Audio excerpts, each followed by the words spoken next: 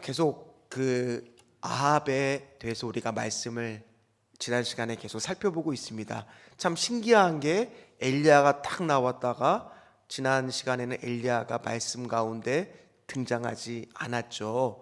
우리가 20장의 말씀을 같이 봤지만 그때 계속 제가 같은 주제로 말씀을 전했는데, 아람과의 두 번의 전쟁을 거쳤을 때 하나님이 어떤 고백을 하게 하시느냐, 어떤 고백을 하게 했는지 혹시 기억나세요?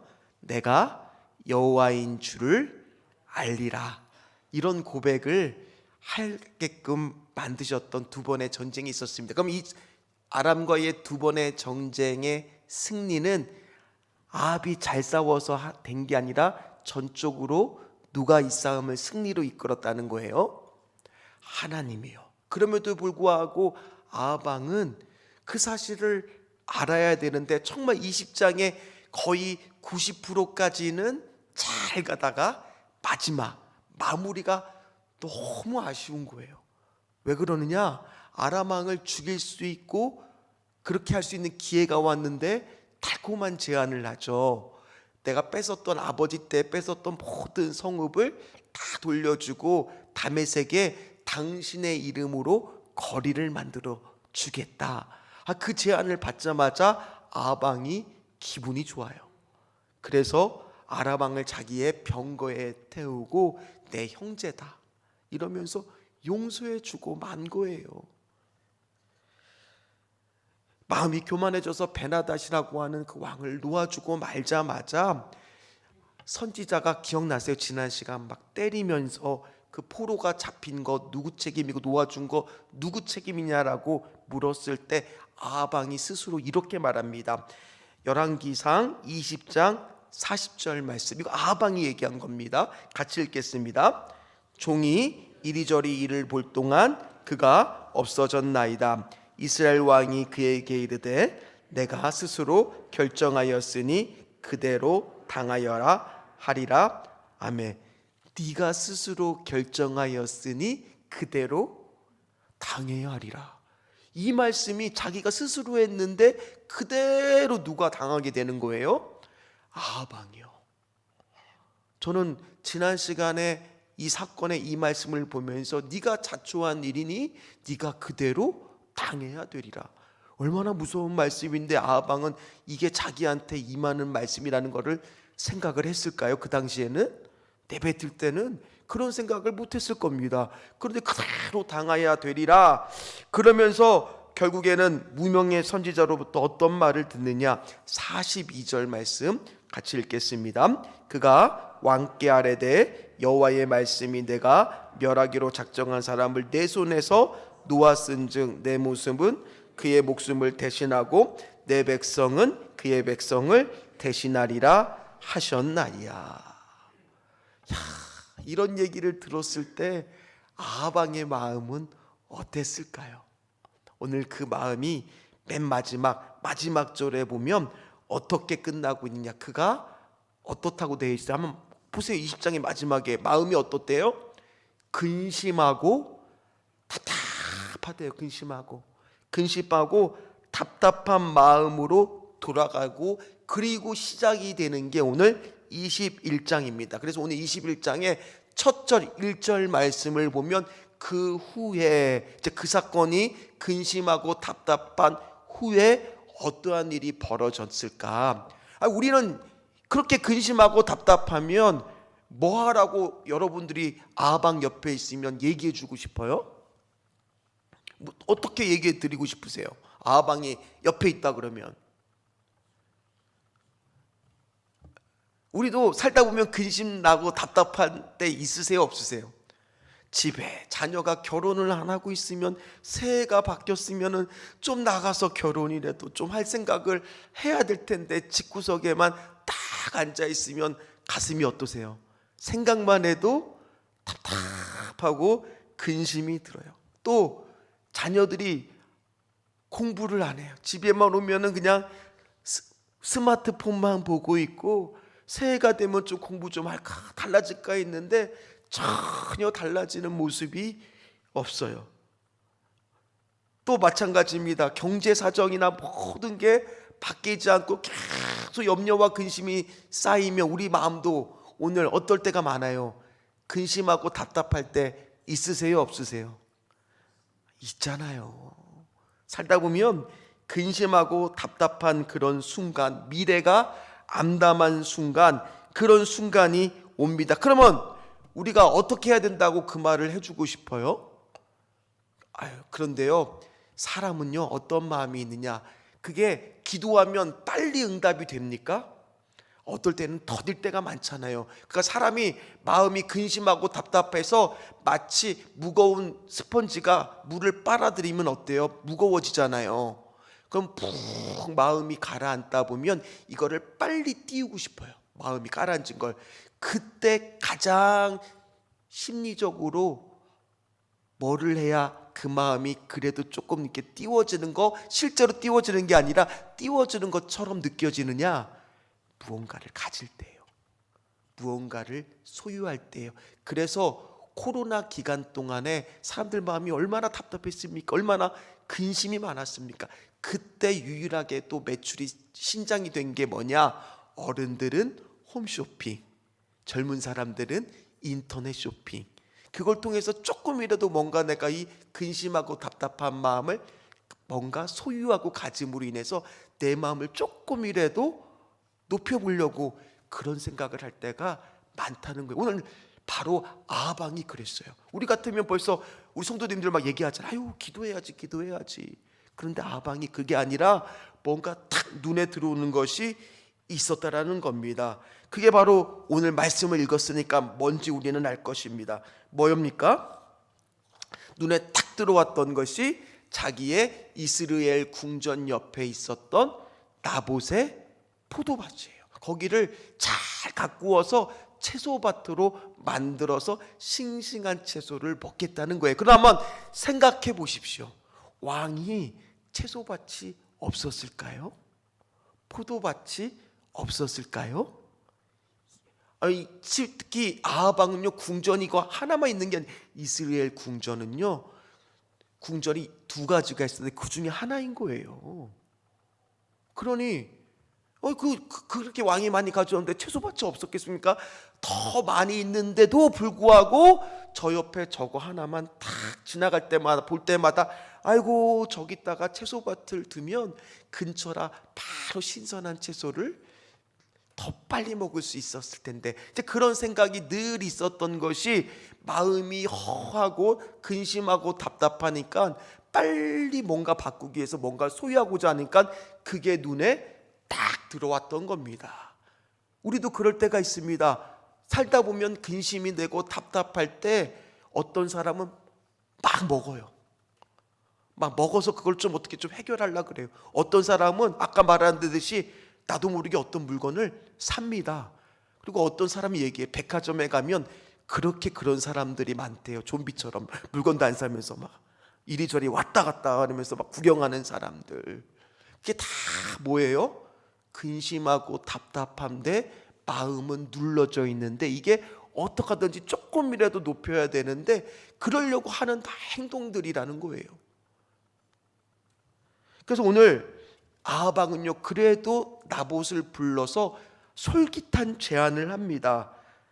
어떤 제안을 합니까? 제값을 쳐주겠다는 거예요. 심지어 제값뿐만 아니라 더 쳐주겠다는 겁니다. 그러니까 아하방도 나쁜 제안은 아닙니다. 나봇이 듣기에도 솔깃할 수 있고 들을 만한 그런 제안을 한 겁니다. 그런데 나봇이 그 이야기를 어떻게 받아들이냐, 오늘 3절 말씀을 같이 읽도록 하겠습니다. 나봇이 아합에게 말하되 내 조상의 유산을 왕에게 주기를 여호와께서 금하실지로다 하니. 거절하는 겁니까? 받아들이는 겁니까? 거절하고 있어요. 아니, 상식적으로 생각하면 돈을 시세보다 더 쳐주면 우리 같으면 어떻게 하겠습니까? 팔아야 된다는 생각이 들잖아요. 심지어 저 사람은, 나한테 지금 제안하는 사람은 누구예요? 왕이고 자기는 백성이에요. 왕의 제안을 거절할 수가 있습니까? 없습니까? 쉽게 이거 어렵잖아요. 거절한다는 것은 내가 어떻게 될 수도 있는 그런 상황인데도 그가 거절하게 된 이유가 있다는 거예요. 오늘 그 말씀이 바로 누구에 근거했다는 거예요. 오늘 3절 말씀을 보니까 여호와께서. 왜냐하면 레위기 25장 23절에 보면 토지를 영구히 파지 말 것은 토지는 다 내 것임이라 그러셨거든요. 그러니까 지금 이 나봇이 주인인 것 같지만 실제적 여호와께서 땅을 분배해 주실 때 그 땅은 누구 것이라는 거예요? 예외 없이 다 누구 거라는 거예요? 하나님 거라는 거예요. 그래서 함부로 그 땅을 팔 수도 없을 뿐더러 너무 생활이 어려워서 혹시나 그것을 팔았다 할지라도 희년이 되면 주인한테 다시 돌려주게끔 돼서 하나님은 그 시대에도 이미 앞서가셔서 불을 균등하게 어떻게 하든지 어려운 사람들이 그대로 어렵게 사는 것이 아니라 조금이라도 회복할 수 있도록 사회적인 안전장치와 제도들을 만들어 주셨다는 거예요. 그래서 오늘 근데 나봇이 거절하는 것은 정당한 겁니다. 하나님 말씀이라고 또 왕은 예외가 있어요, 없어요? 없습니다. 지켜야 되는 거예요, 왕도요. 자, 그랬을 때 아합 왕의 반응이 어떠느냐? 4절 말씀입니다. 같이 읽겠습니다. 이스라엘 사람 나봇이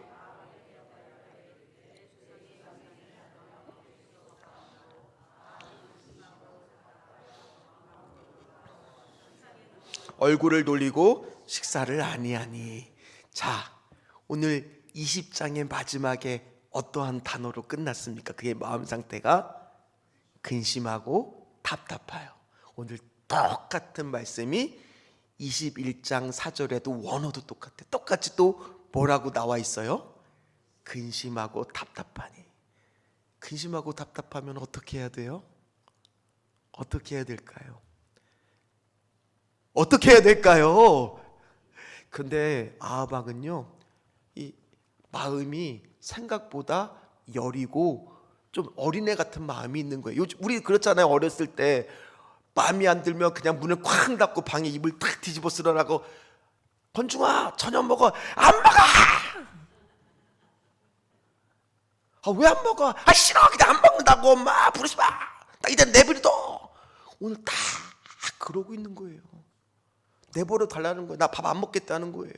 그러니까 부인이 가서 여보 무슨 일이냐고 자초지종을 묻는 거죠.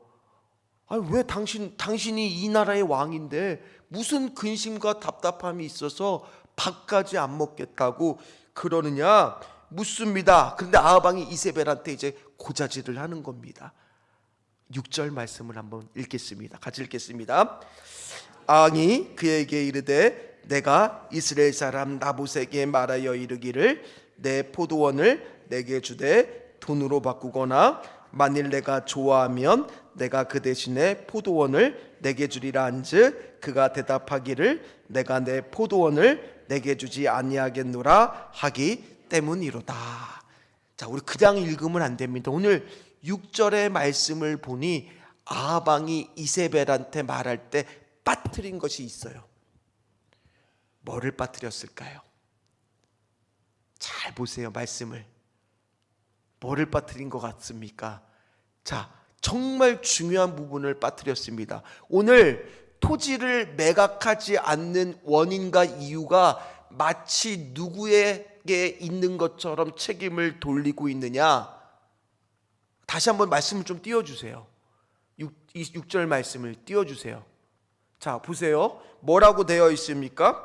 그가 대답하기를 뭐라고 대답해요? 내가 내 포도원을 내게 주지 아니하겠노라. 이게 이유처럼 말하고 있어요. 그러나 이게 이유가 아닙니다. 분명히 뭐가 빠뜨리고 있어요? 하나님이 그 토지는 하나님이 것이기 때문에 내 마음대로 할 수 없어서 내가 왕이라고 해도 팔 수가 없습니다 라고 말해야 되는 것이 정확한 건데 지금 뭐라고 말하고 있는 거예요? 저 나봇이라고 하는 사람이 교만하게 왕이 팔라고 했는데도 불구하고 안 팔았다라고 아주 억울한 듯이 얘기를 하니까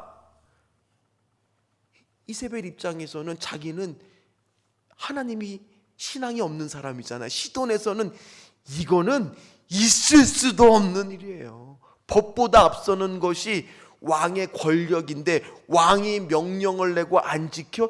이거는 말이 안 되는 상황인 거예요. 이해할 수가 없는 거예요.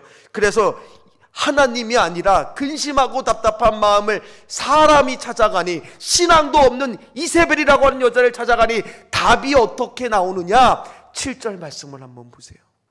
이게 근심하고 답답한 것의 해결책이라는 거예요. 읽어보겠습니다. 그의 아내 이세벨이 그에게 이르되 왕이 지금 이스라엘 나라를 다스리시나이까 일어나 식사를 하시고 마음을 즐겁게 하소서. 내가 이스라엘 사람 나봇의 포도원을 왕께 드리이다 하고. 누가 해결해 주겠다는 거예요? 이세벨 자기가 하나님처럼 해결해 주겠다는 거예요. 근데 그 해결해 주는 방법이 뭐냐? 적법한 절차를 하는데 거짓말을 해요. 오늘 10절 말씀을 읽어서 아시겠지만 불량배 2명을, 그때는 증인이 2명만 있으면 되는 거예요. 입을 맞춰서 이 사람이 하나님을 모독했다는 거예요. 하나님을 모독하는 사람은 어떻게 됩니까? 돌로 쳐 죽여야 돼요. 그러나 나중에 열왕기하 9장의 말씀을 보면 나봇만 죽은 것이 아니라 그의 아들들까지 싹 다 그날 죽게 되었다라는 거예요. 얼마나 억울합니까? 그리고 나서 아합왕은 나봇의 포도원을 가로채고 좋아하고 있었겠죠. 그러니 하나님의 말씀이 다시 한번 엘리야에게 임하게 됩니다. 오늘 19절 말씀을 한번 같이 읽도록 하겠습니다. 너는 그에게 말하여 이르기를 여호와의 말씀이 내가 죽이고 또 빼앗았냐 하셨다 하고, 또 그에게 이르기를 여호와의 말씀이 개들이 나봇의 피를 핥은 곳에서 개들이 내 피 곧 내 몸의 피도 핥으리라 하였다 하라. 오늘 뭐라고 말하고 있습니까? 내가 죽이고 또 빼앗았느냐. 그게 뭐겠어요?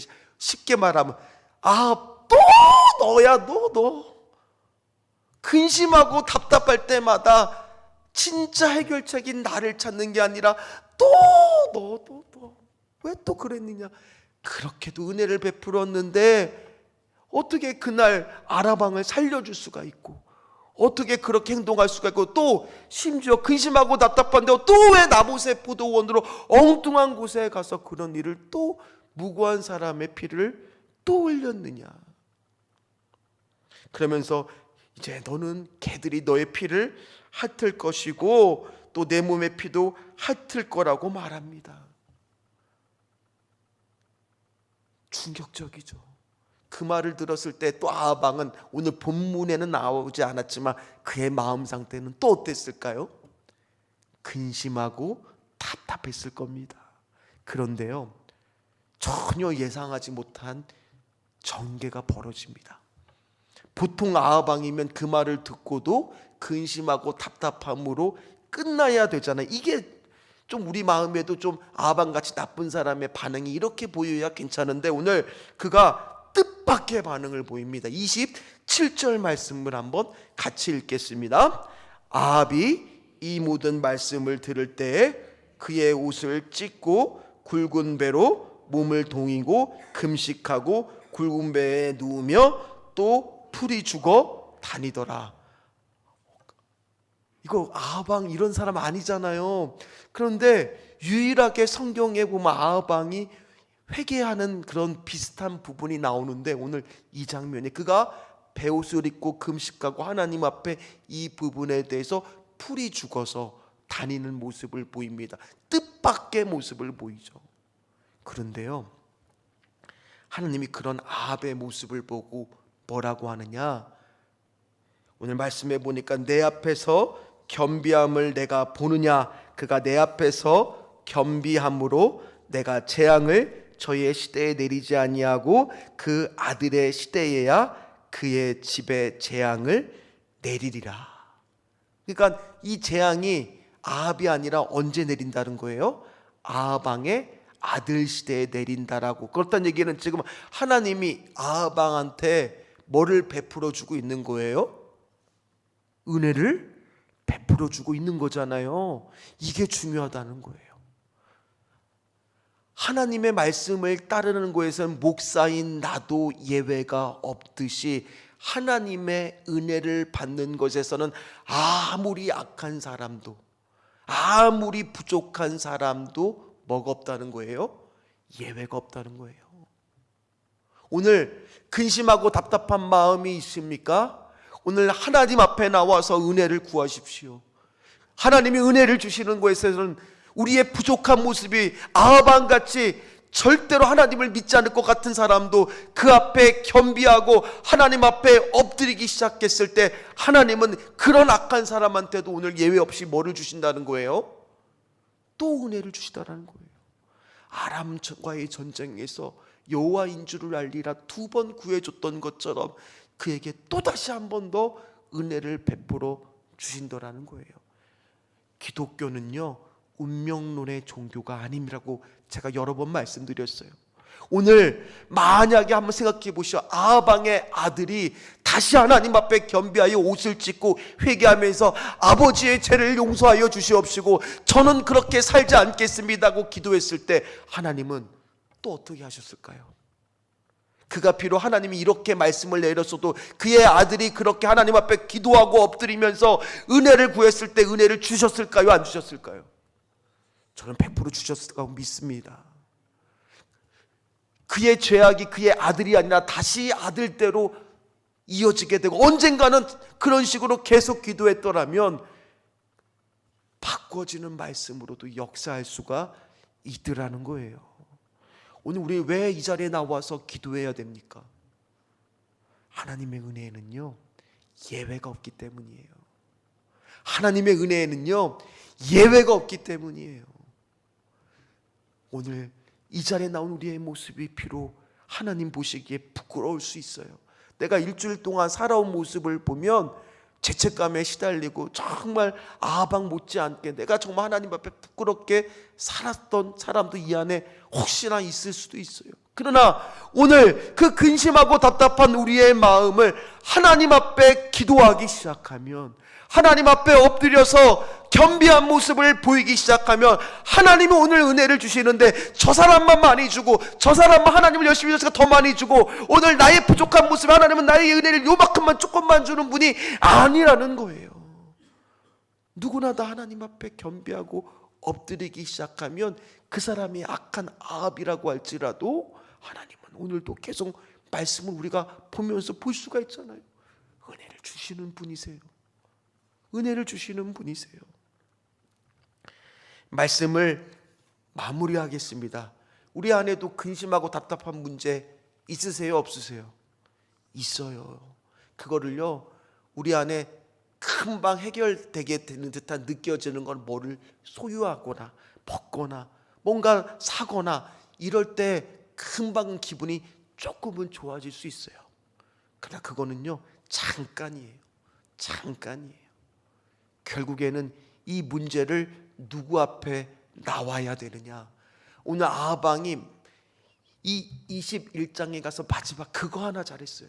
그의 인생을 쫙 살펴보면 잘한 게 거의 안 나옵니다. 그러나 딱 하나, 요 하나, 하나님 앞에 겸비했던 거 요 모습 하나 때문에 하나님이 어떤 은혜를 주십니까? 심판을 그에 대해서는 그게 보지 않게 해주시는 은혜를 베풀어 주셨던 것처럼 오늘 우리도 하나님 앞에 겸비한 마음으로 기도해야 될 줄 믿습니다.